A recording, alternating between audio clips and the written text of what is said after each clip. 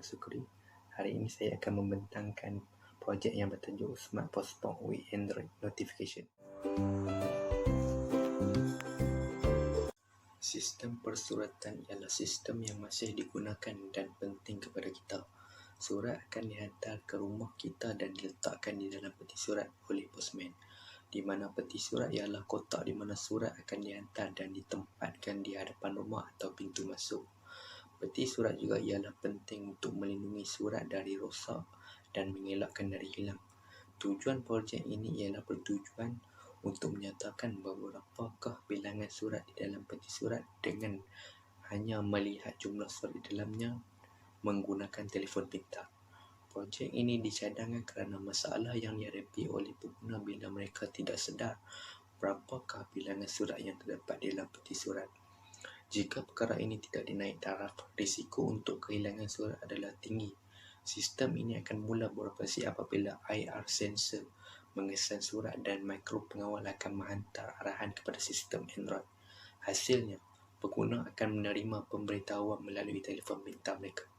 Manfaat daripada projek ini ialah pengguna dapat mengetahui tentang berapakah bilangan surat di dalam postbox dengan mudah. Secara tidak langsung boleh mengelakkan daripada kehilangan surat.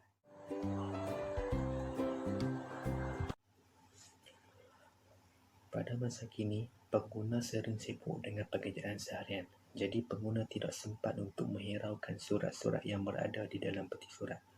Oleh itu, projek yang bertajuk Smart Postbox with Android Notification ini dihasilkan bagi bertujuan untuk menyatakan berapakah bilangan surat yang diterima di dalam peti surat dengan hanya menggunakan telefon pintar. Projek ini juga dapat memudahkan pengguna kerana tidak kira masa dan di mana pengguna berada. Dengan adanya Smart Postbox with Android Notification ini, pengguna akan terus memperoleh maklumat tentang berapakah jumlah surat yang diterima. Okey, objektif projek ini adalah untuk menambah fungsi peti surat konvensional supaya lebih efisien penggunaannya. Kemudian, untuk mengurangkan kadar risiko kehilangan surat. Di samping itu, untuk menyatakan bilangan surat di dalam peti surat dengan hanya melihat jumlah surat di dalamnya menggunakan telefon pintar. Okey, seterusnya adalah skop projek. Di antaranya ialah merancang dan mengkaji tentang projek yang akan dihasilkan, di mana saya melakukan perancangan dahulu serta mengkaji tentang keberkesanan projek dan serta kegunaannya. Adakah ia bermanfaat untuk pengguna ataupun tidak. Kemudian, mengenal pasti dan mengetahui fungsi setiap komponen-komponen yang berada di dalam projek ini. Seterusnya, memastikan setiap pelaksanaan projek tidak terkeluar dari objektif utama yang ingin dicapai. Ini adalah Gantt chart di mana saya mengambil masa selama 14 minggu untuk menyiapkan projek ini dengan aktiviti-aktiviti yang saya aturkan.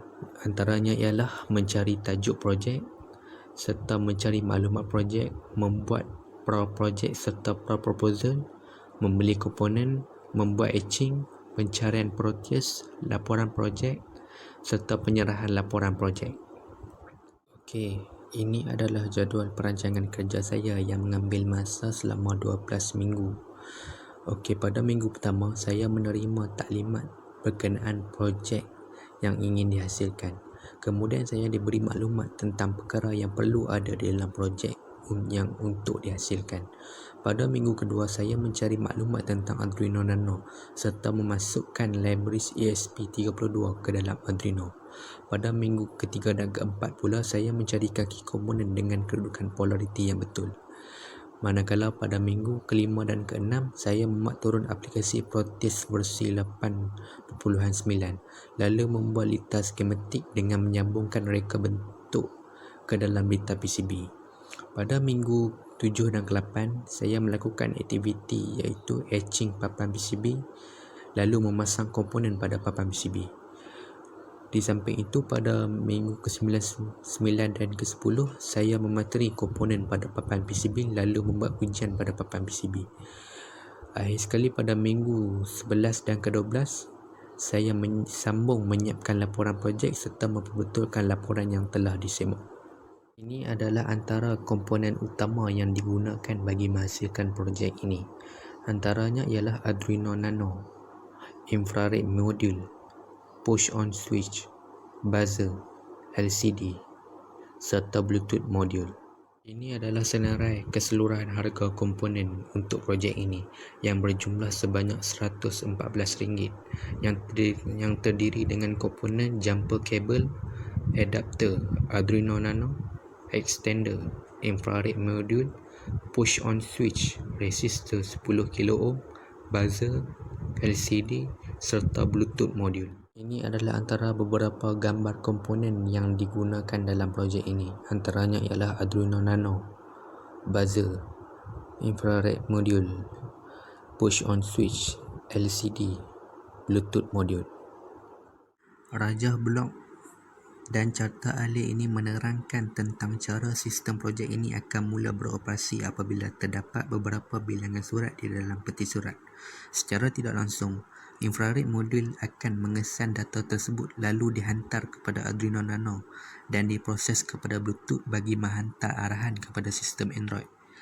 Hasilnya, pengguna akan menerima maklumat ataupun data tentang mengenai jumlah surat di dalam peti surat dengan hanya melalui telefon pintar mereka sendiri. Okey, ini adalah beberapa gambar litar yang saya hasilkan untuk projek satu, iaitu Litar Mini Project. Antara kesimpulan yang dapat dibuat dalam projek ini adalah untuk memastikan projek ini dapat dilakukan dengan menggunakan komponen yang sesuai dan yang terbaik, dengan mencari pelbagai komponen yang ada dan membuat perbandingan. Akhir sekali, harapan agar projek ini dapat memudahkan pengguna serta dapat memberikan juga pelbagai manfaat yang positif kerana dengan adanya Smart Postbox with Android Notification ini, pengguna akan mudah mengetahui tentang berapakah jumlah surat yang diterima dengan hanya menggunakan telefon pintar. Sekian, terima kasih.